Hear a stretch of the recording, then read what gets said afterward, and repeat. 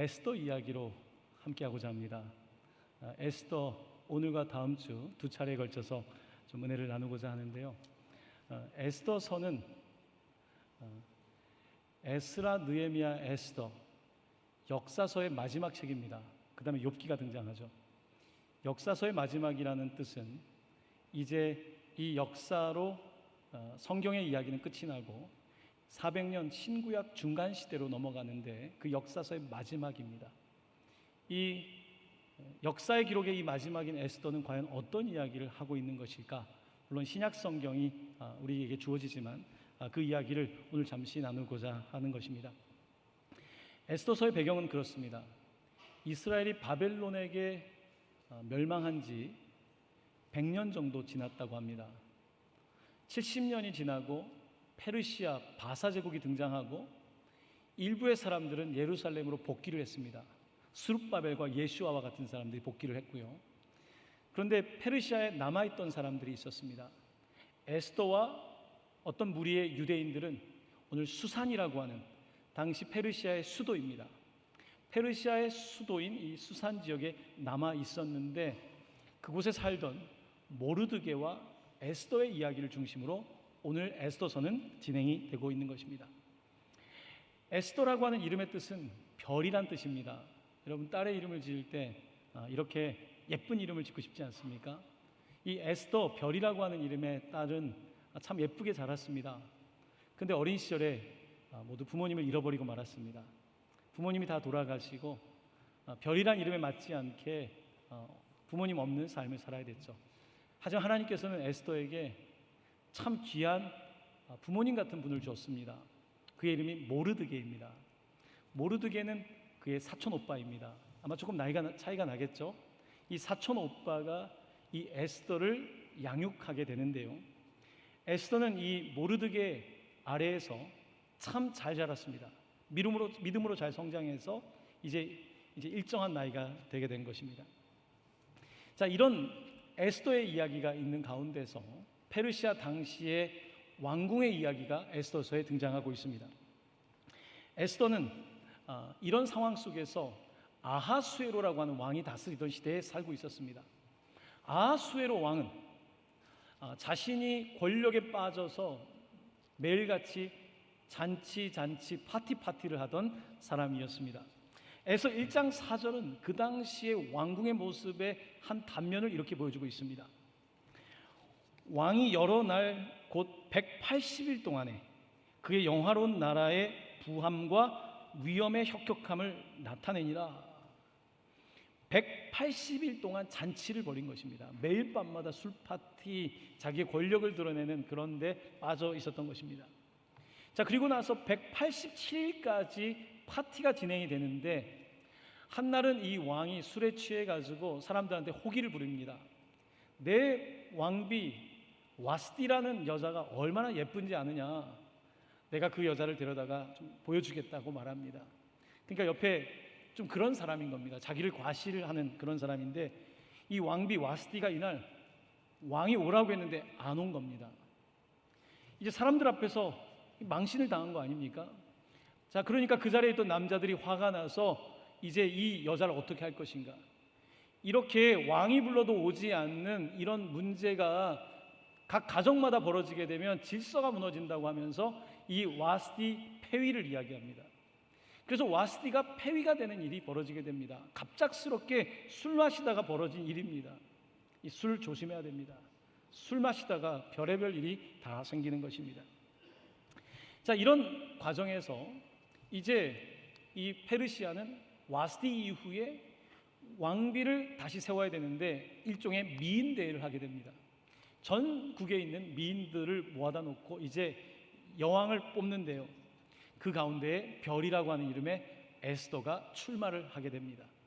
자, 그 과정에서 이제 에스더가 뽑히게 되는데요. 이 모든 일들을 배후에서 했던 사람은 바로 모르드게였습니다.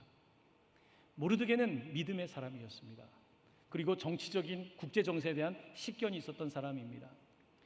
유대인들이 이제 왕이 바뀔 때마다 너무 불안한 거예요. 왕이 바뀔 때마다 소수민족인 유대인들의 미래가 걱정이 되는 겁니다.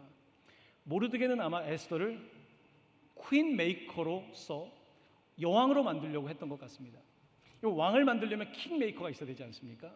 자, 그런데 이 유대인들을 보호하기 위해서 퀸 메이커 역할을 모르드게가 하고 이 에스더를 집어넣으려고 하는 것입니다. 아마 모르드게는 큰 비전을 갖고 있었던 것 같습니다. 이 민족의 미래를 위하여서 이 에스더라고 하는 아이를 보면서 이 아이가 총명하고 아름답고 또한 믿음이 있고, 그래서 이 아이를 통해서 하나님께서 하실 일이 있다는 것을 믿고 그렇게 진짜 인재의 인재로 키운 것입니다. 자, 그래서 이 에스더가 용모가 아름다울 뿐만 아니라 여러 가지 덕을 겸비하고 지성을 겸비하고 있었던 에스더가 여왕으로 뽑히게 된 것입니다. 자, 그런데 여왕으로 뽑혔는데 이 유대인들에게는 어려운 점이 있었습니다. 당시의 사람들은 유대인들을 미워했습니다. 그래서 에스더가 내가 유대인이라고 말하면 불필요한 사건에 연루될 수 있기 때문에 모르드게는 에스더에게 이렇게 부탁을 합니다. 2장 10절 11절 말씀인데요, 에스더가 자기의 민족과 종족을 말하지 아니하니 이는 모르드게가 명령하여 말하지 말라 하였음이라. 같이 그 다음 읽어볼까요? 모르드게가 날마다 후궁들 앞으로 왕래하며 에스더의 안부와 어떻게 될지를 알고자 하였더라. 에스더가 자기 민족과 종족을 밝히지 못합니다. 왜 그랬을까요? 당시에 인종차별이 있었던 것입니다. 유대인이라고 말하면 피해를 입을 수 있기 때문에 그렇게 하지 말라고 이야기했고, 모르드게는 과연 앞으로 에스더가 어떻게 될까 다니면서 자꾸 지켜보는 거예요. 우리 아이들을 키울 때 엄마들이 계속 아이들 주변을 맴돈다고 해서 헬리콥터맘이라 그러죠. 아이가 잘하고 있나 다 살펴보는 거. 그런데 이 모르드게는 아마 인공위성 사촌 오빠쯤 된 것 같습니다. 계속 돌아다니면서 혹시 무슨 일이 벌어질까, 에스더가 잘할 수 있을까, 정말 에스더를 걱정하는 그런 오빠였던 것입니다. 자, 그런데 이런 와중에서 점점 페르시아라고 하는 땅에서 인종차별이 심해지기 시작합니다. 반유대주의가 극성을 부리기 시작합니다. 이번 외국에 살아보신 분들은 그 인종차별이 뭔지를 조금은 아실 겁니다. 저도 미국에 살 때에 한 동네에서 어떤 불미스러운 사건으로 아침에 일어났는데 그 지퍼백에다가 오줌을 싸가지고 저희 집 문 앞에다가 걸어놨어요. 노란색이라고. 우리 피부색 노란색 아닙니까? 저는 충격을 받았습니다. 그때 충격을 지금도 잊지 못해요. 여러분, 이 정도의 일이 아닐 겁니다. 당시에 유대인으로 살아가면서 많은 압박이 있었던 겁니다. 자, 이런 와중에 하만이라고 하는 사람이 이제 아하수에로 왕을 로비로 매수하기 시작합니다. 그는 가나안 출신이에요. 여러분, 가나안 사람들도 있었고 유대인들도 살던 그곳이죠. 이 가나안 출신의 하만은 유대인들을 정말 미워했습니다. 그래서 그들을 죽이기 위해서 음모를 꾸미는데요, 그가 재력가였습니다. 왕에게 가서 내가 은 10,000달란트를 내놓는다고 말합니다. 은 10,000달란트, 한 달란트는 33kg 정도 됩니다. 33만 kg 정도 되는 은을 정치 자금으로 내놓으면서 유대인들 얼마 되지도 않는데 저들은 도움이 되지 않으니까 죽이자는 이야기를 합니다. 이제 점점 반유대주의, 영어로는 엔타이세미티즘이라고 하는 이런 분위기가 더욱더 무르익고 있었던 것입니다. 자, 여러분, 술 먹고 로비하니까 점점 이상하게 진행이 되는데요, 드디어 그 로비에 넘어가게 되고 왕은 자기의 반지까지 내주게 됩니다. 직인을 찍을 수 있는 그것을 하만이라는 사람에게 내주게 되었는데 3장 13절은 이렇게 기록하고 있습니다. 이에 그 조서를 역졸에게 맡겨 왕의 각 지방에 보내니 12달째 달 곧 아달월 13일 하루 동안에 모든 유다인을 젊은이, 늙은이, 어린이, 여인들을 막론하고 죽이고 도륙하고 진멸하고 또 그 재산을 탈취하라 하였고, 유대인 학살에 대한 그 모든 법적인 근거가 만들어진 겁니다. 2500년 전에 엔타이세미티즘, 반유대주의가 이미 극성을 부리고 있었던 장면을 성경은 보여주고 있는 것입니다. 하나님의 백성들이 사라질 위기에 처해 있었다고 말씀하고 있는 것입니다. 유대인을 미워하는 역사는 상당히 오래됐습니다. 페르시아뿐만 아니라 아랍권 국가들뿐만 아니라 유럽 국가도 마찬가지입니다. 4세기에 기독교가 이제 국교가 되고 나서 이제 유럽 국가는 모두 이제 가톨릭 교인들이 된 거 아닙니까? 자, 그 가운데에 유대인들에 대한 압박이 시작되는데요. 유대인들에 대해서 그들은 어떻게 가르치냐면 그들은 뿔이 달린 사람들이다. 그래서 중세 시대의 그림들을 보면 유대인들을 뿔이 달린 사람들로 그림을 그립니다. 이번 어린 시절에 여러분 반공 교육을 우리가 받을 때 북한 사람들은 뿔 달렸다고 배우지 않았습니까? 저는 그렇게 배웠습니다. 진짜로 어린 시절에 뿔 달려 있는 줄 알았습니다. 그렇게 가르친 겁니다. 유대인들은 아기를 잡아먹는다고 가르쳤습니다. 이렇게 반유대주의가 막 극성을 부리는 그런 역사가 지난 2500년 전부터 이미 있었던 것입니다. 자, 이런 분위기 속에서 이제 중세 시대를 넘어서 근대 사회로 넘어오게 되면서 반유대주의는 더 극성을 부리게 됩니다. 땅이 없었던 디아스포라였던 이 유대인들은 귀족이 될 수가 없죠. 허드렛 일을 하게 되죠. 뭐 가죽을 만지거나 이런 일을 하죠. 그리고 그들이 했던 또 일이 있었습니다. 가톨릭 교회는 이 금리를, 이 고리대업을 이것이 옳지 않은 것으로 규정하고, 이 고리대업은 신앙인이 하는 것은 아닙니다. 이 일을 했던 것이 유대인들입니다. 고리대를 하면서 근대 자본주의가 태동하던 그때에 도시화가 이루어지고 도시에 살던 유대인들이 돈을 벌기 시작한 겁니다. 돈을 벌기 시작하고 근대 교육이 되면서 이제 아이들을 교육시키는데 유대인들이 머리가 좋지 않습니까? 신념이 있지 않습니까? 아이들이 공부를 하는데 유럽 사람보다 더 잘하는 거예요. 독일 사람들보다, 오스트리아보다 더 잘하는 거예요. 그래서 아이들이 의사가 되고 변호사가 되고 하니까 이제 유럽에 살고 있던 사람들이 유대인의 영향력을 받게 된 겁니다. 이것이 이 유럽 사람들에게는 굉장히 못마땅했습니다. 그러면서 1900년대에 경제 위기가 오고 세계 1차 세계대전, 2차 세계대전이 벌어지면서 이 유럽은 우리가 가난하고 우리가 힘든 이유가 무엇일까 했을 때 유태인 때문이라고 하는 하나의 정치적인 프로파간다를 제시하게 된 겁니다. 저들 때문에 이렇게 된 거라고 말하게 된 거예요. 자, 그것이 먹히기 시작합니다. 이것을 가장 잘 이용했던 사람은 나치의 히틀러입니다. 철저하게 저들을 적으로 내몰고 우리가 하나가 되어서 저들을 사라지게 해야 된다는 그 논리를 핀 겁니다. 바로 하만이 2500년 전에 폈던 그런 정치적 전략이 먹힌 것입니다. 자, 그러면서 점점 이제 유태인들은 재산을 빼앗기게 되고, 그러면서 그들만 살 수 있는 게토라고 하는 곳에 보내어서 살게 됩니다. 겨우 가방 2개 가지고 모든 재산을 놓고 떠났던 유태인들의 이야기를 우리는 듣고 있지 않습니까? 그 당시의 사진들을 보면 굉장히 고통스럽죠. 사진 한 장을 보여드립니다. 유태인 여성들의 사진입니다. 보시면 유태인 당시 여성들뿐만 아니라 유태인들은 이 별을 달고 다녀야 됐습니다. 이것은 유태인이라고 하는 낙인입니다. 에스더가 별이란 뜻이잖아요. 이 여성들이 별을 달고 있는 겁니다. 이들은 침뱉음을 당해야 되고요. 이제는 고통을 당해야 되는데 유태인이 아니라는 것을 아니라고 포기할 수가 없는 거예요. 이런 위기를 겪게 됩니다. 자, 그리고 점점 전쟁이 심각해지고 점점 반유대주의는 강력해지기 시작하고 이제 사람들을 수용소에 몰아넣게 됩니다. 그곳에 있던 사람들의 모습입니다. 정말 말도 안 되는 침대에 수많은 사람들이 모여 있죠. 그리고 그곳에서 정말 인간 취급을 못 받으며 삽니다. 그리고 유태인 아이들이 그곳에 갇히게 됩니다. 이들은 인간이 아니었습니다. 이들은 악마라고 그들은 규정하고 그들을 죽이려고 했던 것입니다.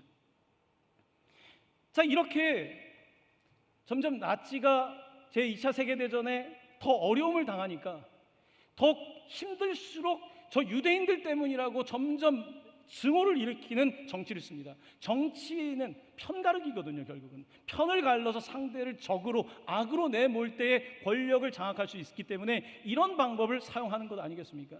바로 나치가 그런 방법을 사용했고 거기에 유대인들은 철저하게 이용당한 것입니다. 그런데 안타까운 것은 그 역사 속에 우리 기독교의 민낯입니다. 많은 목사님들과 독일의 교회는 이 히틀러에 동조를 했습니다. 히틀러에 동조를 했고 어떻게 못한 거예요. 그러는 가운데 본헤퍼 목사님 같은 분들은 순교를 당하게 되죠.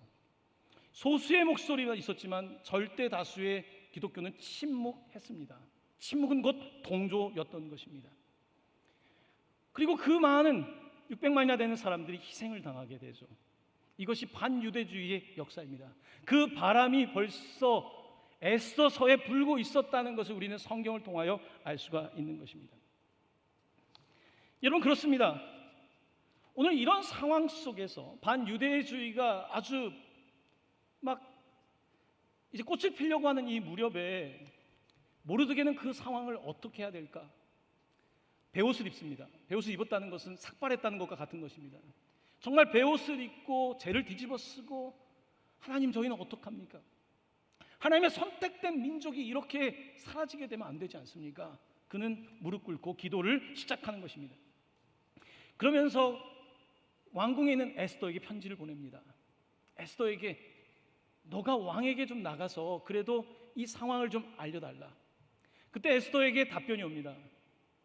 사촌 오빠, 지금 페르시아의 법은 지금 여자들이 나서지 못하게 하는 법이 이미 만들어졌고, 내가 왕궁에 나가는 것은 이미 불법이고 내가 나가면 살아남을 수 없는데, 그리고 30일 동안이나 지금 나를 부르지 않았고 다른 여자들과 같이 있을 수 있는데 내가 나가는 것이 크게 도움이 안 될 것 같습니다. 어려운 겁니다 라고 답변을 합니다. 그때 모르드게는 아주 유명한 말을 하죠. 오늘 본문에 등장하고 있는 이야기입니다. 4장 13에서 14절입니다. 모르드게가 그를 시켜 에스더에게 화답하되, 너는 왕궁에 있으니 모든 유다인 중에 홀로 목숨을 건지리라 생각하지 말라. 이때 내가 만일 잠잠하여 말이 없으면 유다인은 다른 데로 말미암아 노임과 구원을 얻으려니와 너와 내 아버지 집은 멸망하리라. 우리 함께 읽어볼까요? 내가 왕후의 자리를 얻은 것이 이때를 위함이 아닌지 누가 알겠느냐 하니, 모르드게는 이 에스더에게 넌 지금 행동할 때다. Call to action. 액션을 해야 된다고, 행동을 해야 된다고 부르고 있는 것입니다. 이것은 내가 부르는 것이 아니라 하나님께서 Call to action, 지금 움직여야 된다라고 말씀하고 있는 것이다 라고 이야기를 하는 것입니다.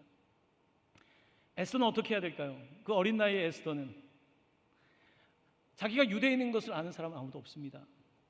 나는 가만히 있으면 이 학살을 피할 수 있습니다. 어떻게 해야 될까요? 근데 내가 말하지 않으면 이제 유대인들은 다 죽게 생겼습니다. 여러분, 지혜는 뭘까요? 말하는 것이 지혜일까요? 말하지 않는 것이 지혜일까요? 지혜에 관해서 가르치고 있는 전도서는 이렇게 3장에서 가르치고 있습니다. 범사에 기한이 있고 천하만사에 다 때가 있나니, 함께 읽겠습니다. 잠잠할 때가 있고 말할 때가 있으며, 때가 있다는 것입니다. 잠잠할 때가 있고 말할 때가 있고, 지금은 잠잠할 때인가요? 말할 때인가요? 나 하나 살려고 하면, 우리 식구 살리려고 하면 말하지 않으면 될 것이고요, 타인을 살리려고 한다면, 민족을 살리려고 한다면 나는 말해야 되는 것입니다. 자, 그런데 모르드게는 그 말씀의 앞부분을 다시 보시면 그의 말이 재밌는 것은요, 내가 잠잠하여 말이 없으면 우리 다 죽는다라고 말하지 않았습니다. 유다인은 다른 데로 말미암아 노임과 구원을 얻겠다고 이야기하고 있습니다. 모르드게는 하나님의 백성이 절대로 죽지 않을 거다, 하나님은 그 백성을 구원하실 거라고 하는 믿음을 가지고 있어서, 그러니 너가 말 안 해도 다른 사람을 써서라도 하나님은 이 일을 막아주시겠지만, 내가 지금 잠잠하다면, 하나님이 너를 파트너로, 동반자로 부르시는데 내가 잠잠하다면 되겠느냐? 내가 만약에 이때 잠잠하다면 너와 너 집은 망하게 될 거다. 페르시아 사람들이 너희를 죽이게 될 것이고, 나중에 유대인들이 살아남았을 때 너희들을 보면서 너희 집안은 페르시아한테나 유다인들한테나 다 배반한 거니까 너희는 그렇게 될 거다라고 말하며, 내가 왕후의 자리를 얻은 것이 바로 이때에 말하라고 얻은 것이 아니냐라고 권면하고 있는 것입니다. 여러분, 인생을 돌아보면 누구나 중요한 이때가 있습니다. 내가 오늘 이 자리에 있는 것은 이때를 위한 것입니다. 하나님께서 그렇게 오랜 세월 동안 공부하고 훈련하게 하신 것은 이때를 위한 것이죠. 하나님께서 이 때를 위하여서 여러분들을 준비하고 계시는 거죠. 여러분의 자녀들을 이 때를 위하여서 지금도 준비시키고 있는 거죠. 오늘 모르드게는 에스더에게 말합니다. 너가 예뻐서 왕비가 된 것이 아니다. 너가 다른 사람보다 더 머리가 좋아서 왕비가 된 것이 아니고 하나님께서 너를 왕비로 세워주신 것이다. 그것은 너 하나 잘 살고 너 하나 왕비로 편하게 살기 위함이 아니라 하나님의 구원의 역사에 쓰임받기 위해서 너를 부르신 것이다. 그래서 너에게 이 왕비의 자리를 바로 지금 이때에 주신 것이다. 모르드게는 그에게 말하고 있는 것입니다. 사랑하는 성도 여러분, 지혜는 때를 아는 것입니다. 그 때를 놓치면 그 때는 오지 않습니다. 지금 말하지 않으면 안 되는 것입니다. 지금 결단하지 않으면 안 되는 것입니다. 지금 하지 않으면 결국은 나중 되면 후회할 수밖에 없는데 내가 용기가 없기 때문에 지금 머뭇거리고 있는 것뿐입니다. 모르드게는 call to action, 지금 행동해야 된다라고 말하고 있는 겁니다. 주님 말씀하시면 내가 나아가리다. 주님 말씀하시면 내가 멈춰서리다. 내가 가고 서는 것 다 주님의 것입니다. 우리 찬양으로 고백하지 않습니까? 지금 에스더는 선택을 해야 되는 것입니다. 에스더는 이 편지를 받고 나서 아마 기도하고 많이 고민했을 겁니다. 어떻게 하는 것이 정말 나에게도 유대인에게도 정말 하나님의 뜻에 맞는 것일까? 에스더는 모르드게에게 답변을 합니다. 그 이야기가 에스더 4장 15에서 16절에 있습니다. 에스더가 모르드게에게 회답하여 이르되 당신은 가서 수도죠. 수산에 있는 유다인을 다 모으고 나를 위하여 금식하되 밤낮 3일을 먹지도 말고 마시지도 마소서. 그 다음 같이 읽어볼까요? 나도 나의 시녀와 더불어 이렇게 금식한 후에 규례를 어기고 왕에게 나아가리니 죽으면 죽으리이다 하니라. 아멘. 유명한 구절 아닙니까? 오빠, 다른 유대인들과 함께 3일 동안 금식해 주십시오. 우리 민족의 미래가 걸려있는 하나님의 이 역사가 걸려있는 이 사건 앞에 3일 동안 금식과 기도합시다.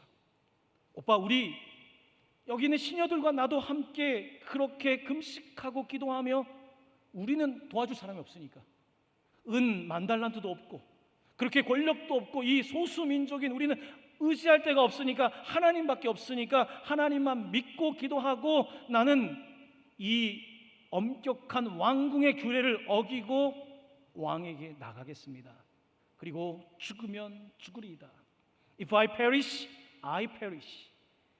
이 죽는다는 단어는 굉장히 이 영어에서도 그 기독교권에서는 유명한 표현이죠. 죽으면 죽으리라. 우리나라의 어감이 있지만 If I perish, I perish라고 하는 것은 내가 사라지면 나는 사라지겠다. 죽는 것보다 더 강력한 표현이죠. 사라지면 사라지겠다는 거죠. 없어지면 없어지겠다고 이 에스더는 답변을 하고 있습니다. 그러면서 그녀는 이제 나아갑니다. 이제 자기의 유대인인 그 비밀을 드러내야 되는 거예요. 그동안은 숨겼습니다. 그동안 내 이름은 별이었지만 아까 그 여인들처럼 별을 달고 나가야 됩니다. 이 별을 달면 나는 죽을 수 있습니다. 이 별을 달면 나는 살 수 없습니다. 이 상황 속에서 에스더는 정말 별이라고 하는 이름을 가진 이 여인은 자신의 모습을 드러내는 거죠. 우리가 이런 것을 일컬어서 커밍 아웃이라고 말합니다. 옷장을 열고 나오는 거죠. 자기의 정체성을 드러내는 거죠. 나는 유대인입니다. 나는 그리스도인입니다. 나는 예수 믿는 사람입니다. 자기를 드러내는 거예요. 여러분, 오늘 날 세계는 반유대주의가 극성을 부리는 것뿐만 아니라 반기독교적인 문화가 이미 형성되어 있습니다. 엔타이 크리스티애니티, 반기독교적인 정서가 흩어져 있습니다. 여러분, 오히려 유럽에서도 너무 열심히 예수님을 믿으면 제재를 가합니다. 너무 예수를 열심히 믿는 것에 대해서 오히려 예수를 믿던 유럽 국가가 바뀌는 거예요. 예수를 잘 믿겠다고 말하면 요즘은 미국에서도 북미에서도 오히려 좋아하지 않습니다. 우리나라에서도 예수를 잘 믿겠다고 하면 거기에 대해서 별로 긍정적이지 않습니다. 이 반기독교적인 정서가 사실은 요즘 현대사회의 특징 가운데 특징입니다. 이런 상황 속에서 커밍아웃하고 나는 기독교인이라고 말하는 것은 나에게 상당히 손실을 가져다 줄 수가 있는 것입니다. 여러분, 직장을 구할 때 여러분의 자녀들이 거기다가 너무 기독교적인 내용으로 쓰면 회사에서 떨어질 가능성이 높습니다. 저도 대학을 졸업하고 면접을 할 때 그걸 쓰니까 목사님 아들에다 예전에 다 쓰지 않습니까? 이런 성품을 가진 사람이 회사에 맞을까 의심하더라고요. 왜냐하면 세상 일이라고 하는 것은 거짓말도 좀 능숙하게 해야 되고 조금 모른 척도 해야 되고 그러지 않습니까? 그러니까 별로 안 좋아한다는 느낌을 받았습니다. 여러분들의 자녀들이 세상에 나아가서 기독교인이라고 말하면 사람들은 별로 좋아하지 않을 겁니다. 그런 사장님이 있으면 다행이지만 그렇지 않을 가능성이 높습니다. 여러분들이 사업을 할 때에 내가 기독교인인 것이 여러분에게 도움이 될 수도 있지만 오히려 어려움을 줄 수도 있습니다. 여러분, 그럼에도 불구하고 내가 기독교인입니다, 내가 예수를 믿는 사람입니다, 이것을 포기하는 것은 자기를 포기하는 거거든요. 여러분, 유대인들이 그냥 유대인이 아닌 겁니다. 벌써 2500년 전에 일어났던 이런 엔타이세미티즘의 반유대주의 이 상황 속에서도 여전히 유대인 남자들은 키파를 하고 심지어 갖다 붙여주는 별을 마다하지 않고 별을 달고 그렇게 산 겁니다. 이것이 역사예요. 이것이 하나님의 백성의 역사입니다. 하나님의 백성이 언제 편할 거라고 말했습니까? 예수 믿는 것이 언제 그렇게 편한 것입니까?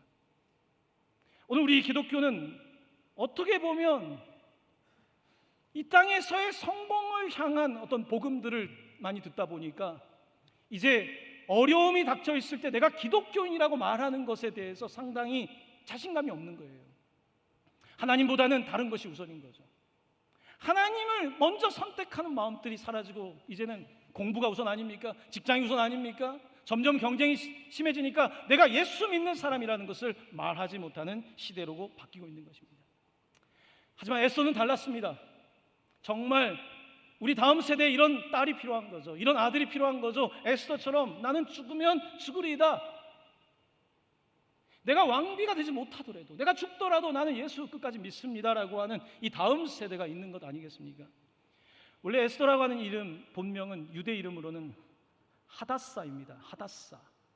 하다사라고 하는 이름은요, 머틀이라고 하는 나무를 부르는 이름입니다.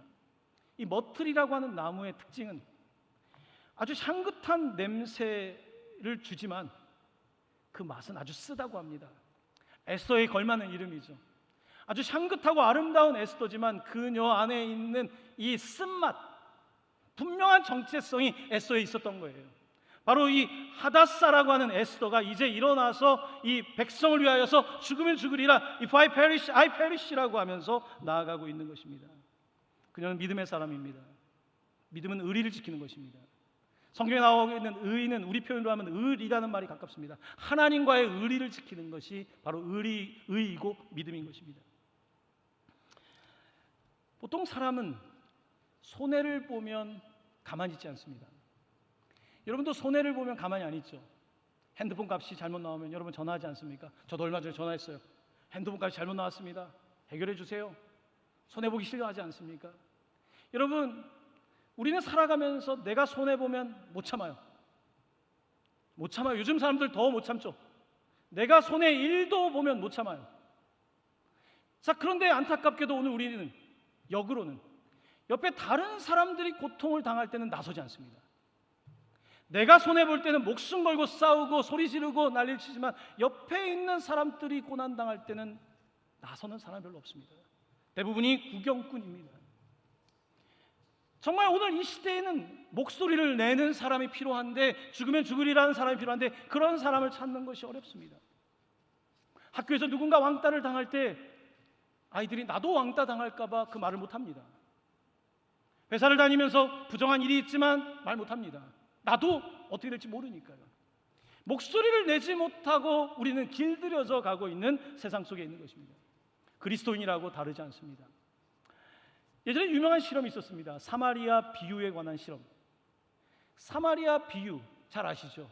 강도 만난 사람의 누가 이웃이 되는가? 그 사마리아 사람이 이웃이다라고 하는 그 비유를 가지고 심리학 실험을 설계한 겁니다.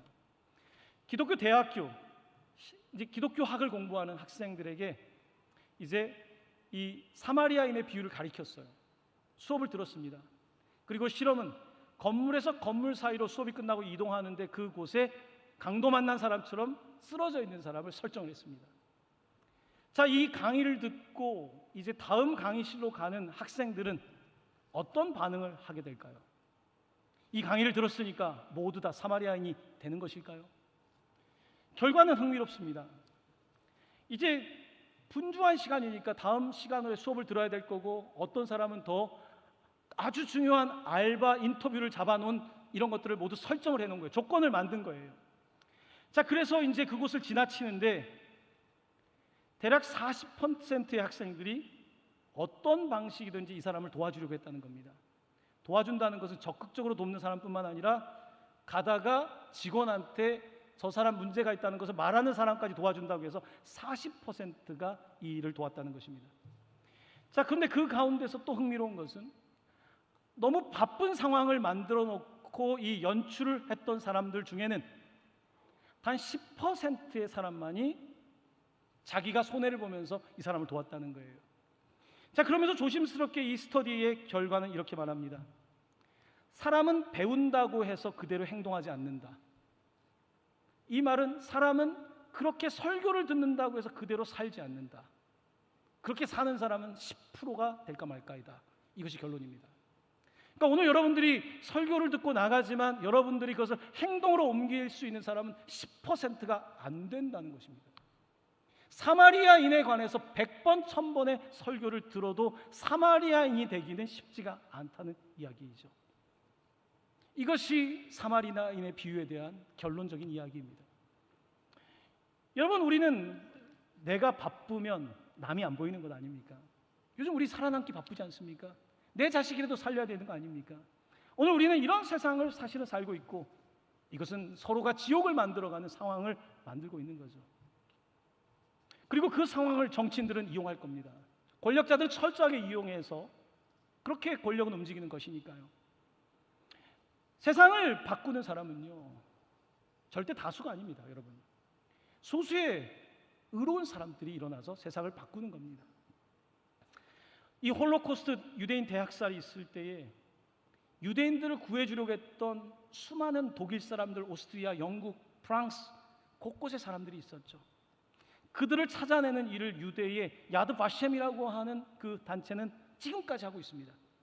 정말 유대인들을 그 가운데서 목숨을 걸고 살리려고 했던 사람들, 그 가운데 유명한 사람이 바로 영화로 만들어진 신들러입니다. 오스카 신들러라는 사람입니다. 오스카 신들러라고 하는 사람은 원래부터 그렇게 의로운 사람은 아니었습니다. 그는 사업가였습니다. 그는 돈 좋아하고 여자 좋아하는 아주 마초 같은 사업가였습니다. 그는 이 전쟁통에 돈 좀 벌어보겠다고 폴란드로 공장을 이전하죠. 그리고 그곳에서 이 공장을 운영하는데 그에게 기회가 찾아왔습니다. 유대인들의 노동을 거의 공짜로 쓸 수 있는 거예요. 여러분, 그 노동력을 거의 공짜로 쓴다는 것은 엄청난 막대한 이익을 가져다 주겠죠. 이 신들러는 나치 당원이 되었고 그들에게 로비를 하고, 그래서 그 노동력을 그냥 가져다가 돈을 벌기 시작합니다. 재미를 보고 있었던 거죠. 그의 아래에 수백 명 사람들이 있었던 겁니다. 자, 그러는데 이제 점점 2차 세계대전이 심각해지고 이제 히틀러는 사람들이 점점 이탈하면 안 되니까 파이널 솔루션, 최종 솔루션, 해결 방법은 뭐냐? 유대인들을 다 죽이는 거다. 이제는 그냥 수용소에 두는 것이 아니라 파이널 솔루션, 다 죽여야 된다라고 하는 것이 다 통과가 되고 이제 유대인들을 다 잡아가서 아우슈비츠에 넣고 곳곳에 캠프에다 집어넣습니다. 자, 이런 상황에서 신들러는 유대인들을 사랑해서가 아니라 자기 사업이 망하게 생긴 겁니다. 이걸 빼가니까 내 노동자들 어떡합니까? 내 돈이 다 사라지는 거예요. 자, 그런 상황 속에서 신들러가 변화가 되기 시작합니다.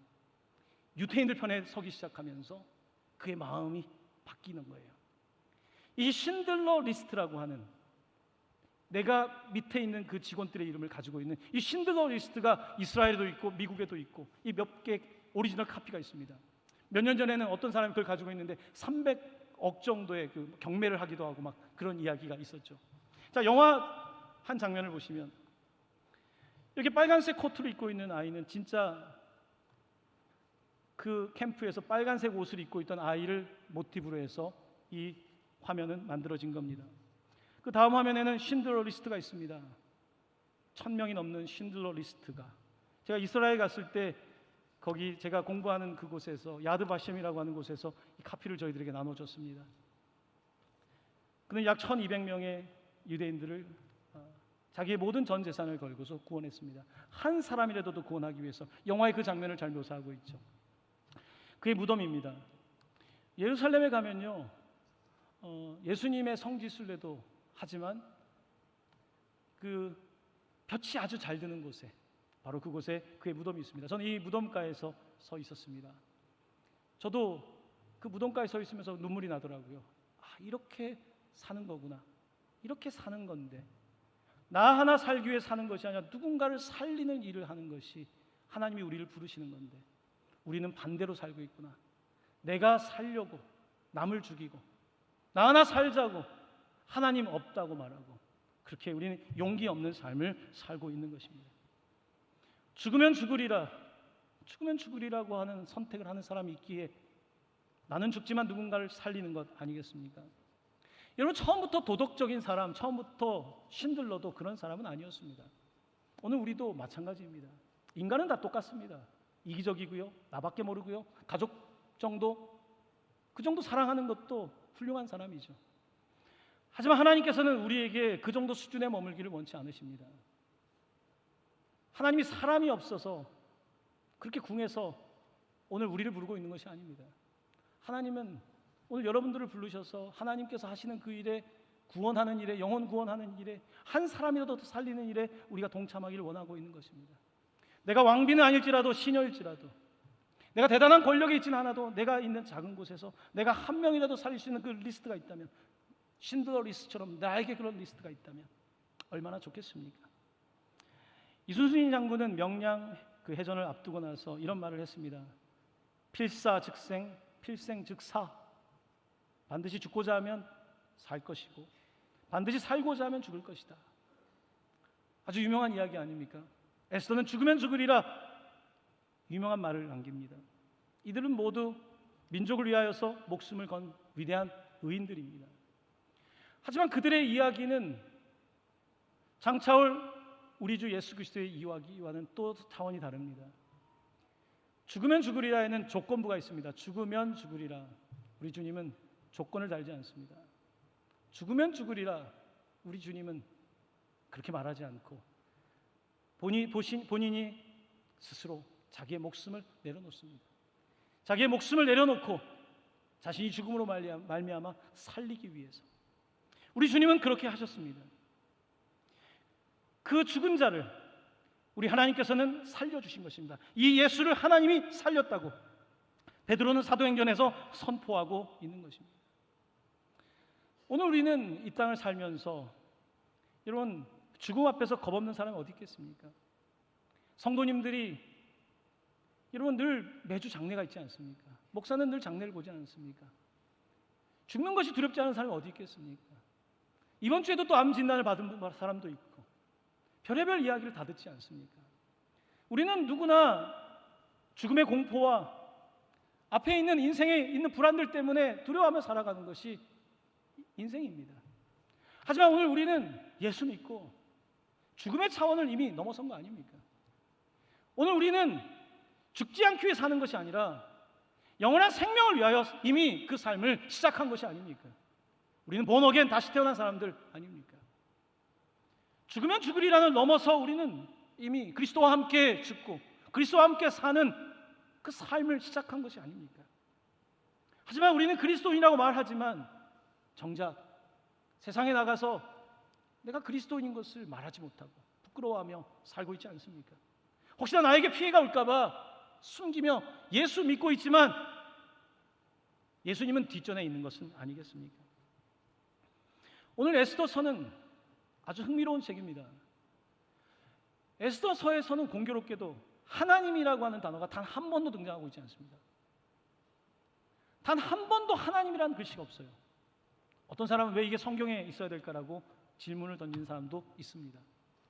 에스더서는 왜 66권의 역사서의 마지막 책에 기록되고 있는 것일까요? 왜 하나님이라고 하는 이름은 단 한 번도 언급되고 있지 않은 것일까요? 하나님이라고 하는 이름은 언급되지 않지만 에스더를 읽어본 사람이라면 하나님께서 일하신다는 것을 볼 수가 있기 때문입니다. 하나님이라고 하는 이름은 없지만 하나님께서 일하시는 것이 그 터닝 포인트마다 하나님께서 일하고 계신 것이 분명히 드러나는 책이 에스더인 것입니다. 사랑하는 성도 여러분, 오늘 우리는 그리스도인이라고 말하지만 어쩌면 그것을 액세서리처럼 착용하고 있는지 모르겠습니다. 설교를 할 수 있지만 설교대로 산다는 것은 목사에게도 영원한 숙제입니다. 여러분도 마찬가지일 것입니다. 설교를 듣지만, 말씀을 읽지만 말씀대로 산다는 것, 내가 예수를 위하여 산다는 것, 이것은 결단코 쉬운 일은 아닐 것입니다. 사실 이것은 우리의 힘으로 할 수 있는 일은 아닙니다. 하나님께서 내 안에 오셔서 성령께서 내 안에 계실 때에 우리는 죽음의 공포를 이길 수 있는 것입니다. 하나님께서 내 안에 계실 때 나는 세상의 염려와 불안을 이겨낼 수 있는 것입니다. 하나님께서 내 안에 계실 때에 나는 죽으면 죽겠다라고 하는 이 솔루션, 이런 결론을 내며 하나님께 나아갈 수 있는 것입니다. 사랑하는 성도 여러분, 유대인들은 그 반유대주의의 역사 속에서 오늘날까지 하나님이 선택한 사람들로 살아남아 있습니다. 어떤 사람들은 교회의 미래를 걱정합니다. 교회 앞으로 어떻게 될까? 하나님의 교회는 그렇게 쉽게 무너지지 않습니다. 그런데 그 교회를 지켜내기 위해서는요, 많은 사람들이 꼭 필요한 것은 아닐 겁니다. 에스더 같은 자기의 목을 내놓는 사람, 하나님의 나라를 위하여 자기가 손해를 감당하는 사람을 통해서 하나님께서는 이전에도 일하셨고 지금도 일하고 계시고 앞으로도 일할 것입니다. 에스더가 일어나지 않으면 다른 데로 말미암아 구원과 노임을 준다고 말씀하신 하나님께서는 그렇게 하실 것입니다. 대한민국이 하나님을 거부한다면 하나님은 네팔을 일으키실 것입니다. 대한민국이 하나님을 거부한다면 하나님은 또 다른 나라를 일으키실 것입니다. 우리의 걱정일 뿐입니다. 하나님의 교회는 결단코 무너지지 않는 것입니다. 단 선택은 여러분과 저의 것이고 우리 자녀들의 미래에 관한 것일 뿐입니다. 오늘 말씀을 들으며 사랑하는 성도 여러분, 에스더처럼 그냥 빛나는 이름만 생각하지 마시고 내게 당시 유대인들처럼 내가 이 별을 달았을 때에 그 온갖 고난을 당하지만 나는 이 에스더 같은 빛나는 사람이 될 것인가, 거기에 대해서 곰곰이 생각해 보시고 기도하시고 믿음의 결단으로 세상을 살아가시는 최종 승리를 누리시는 우리 동강교회 성도님 되시기를 예수님의 이름으로 간절히 축원합니다. 아멘.